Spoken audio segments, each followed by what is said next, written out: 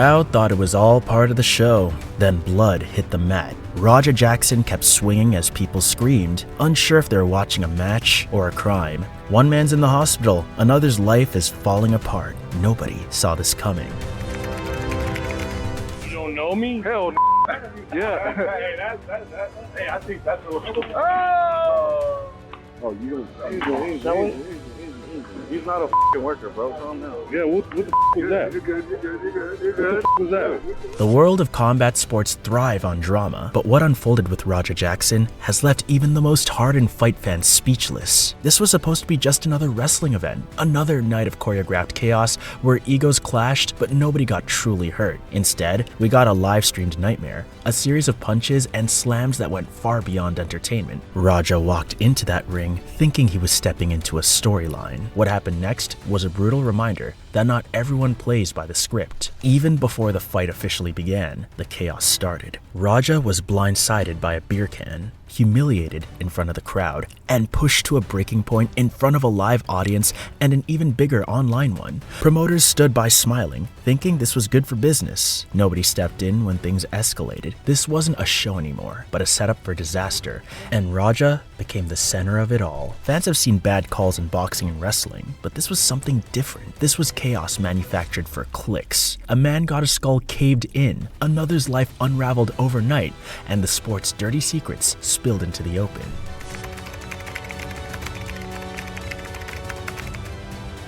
You don't fucking.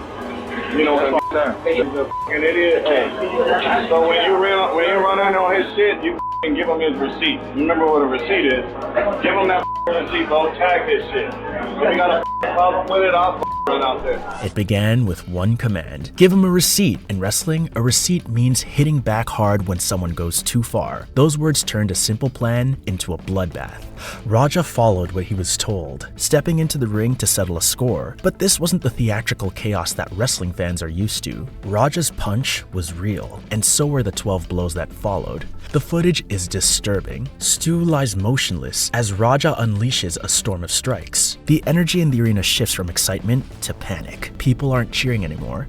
They're screaming. Promoters move quickly to spin the story. They claimed it was all part of the show. They offered apologies, but the crowd wasn't buying it. The video was already viral, and no excuse could make it look like anything other than a savage attack.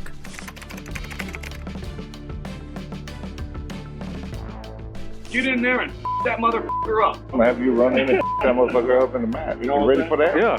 Did that come out of my mouth? No, came out of the promoter's mouth. What, I'm supposed to kayfabe this shit to protect them? Behind every fight scandal, there's a trail of bad decisions. Promoters sold the illusion of control, but this incident exposed their recklessness. They let Raja walk into a setup without any real training or understanding of wrestling's unspoken rules. They handed him a role in their storyline, then acted surprised when things got out of hand. When the punches landed and chaos broke loose, the apologies poured in. They weren't sincere, they were desperate. They weren't worried about safety, they were worried about lawsuits. This event ripped the mask off an industry that thrives on danger but refuses accountability. The promoter's gamble went completely wrong, and now a man is in a hospital bed while their careers hang by a thread.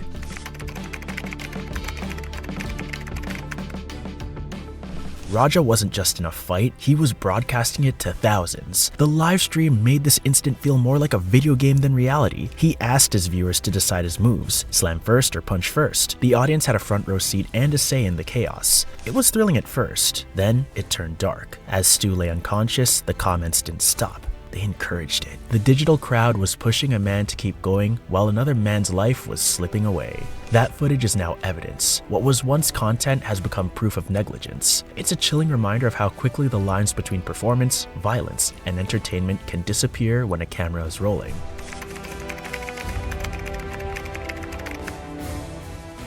Psycho Stu's injuries are a testament to how dangerous this night became. Multiple fractures, broken facial bones, he was choking on his own teeth and blood while a frantic man with pink hair tried to save him. It's a miracle he's still alive. This tragedy has drawn attention from across the fight world. Even Mr. Beast has stepped in to help pay for Stu's medical bills, but all the money in the world won't erase what happened. Stu's recovery will be long, painful, and public. This wasn't a minor mistake. This was a preventable disaster. Stu's body tells the story the promoters don't want to admit. They lost control of their show, and he's the one paying the price.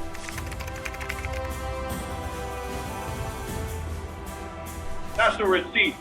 That's all the I told Roger to do. The only thing I told Roger to do was give him a receipt because that's what the promoter wanted to do. So that can be done. This storyline. If you ask the internet who's at fault, one name keeps coming up: AJ Mana. He's the one who gave Raja the green light, the man seen whispering to him before he entered the ring. Fans are calling him the architect of this chaos, accusing him of winding up a volatile fight for entertainment. But AJ says the story isn't that simple. He claims he was following orders from the promoter, just another pawn in the bigger game. His job, according to him, was to make sure Raja got into the ring, hit his mark, and left. What happened after wasn't his plan. This blame game has become its own spectacle. Some see AJ as the manipulator, the spark that lit the fuse. Others see him as another victim of a reckless system. Either way, his role is impossible to ignore.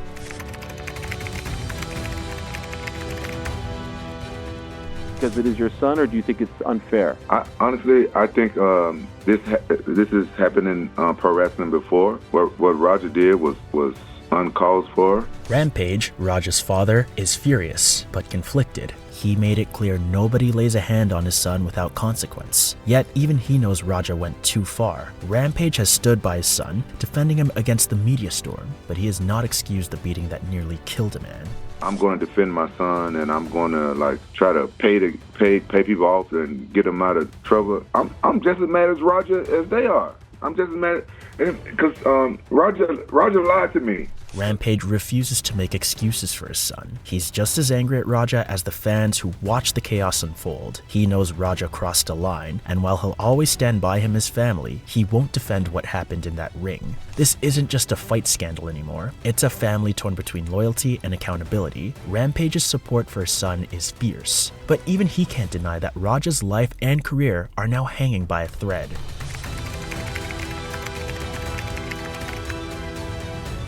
The internet turned this incident into a global spectacle. Clips of the attack went viral, sparking debates across platforms. Some fans defended Raja, saying he was provoked. Others labeled him a criminal, a man who couldn't control himself. Comment sections turned into courtrooms. Influencers dissected every frame, offering theories and hot takes. The scandal stopped being about two men in a ring and became about everything wrong with wrestling culture, live streaming, and fight promotion. Now, Raja's name is stamped across headlines, his actions immortalized in endless replays. No matter what happens next, his reputation has been changed forever.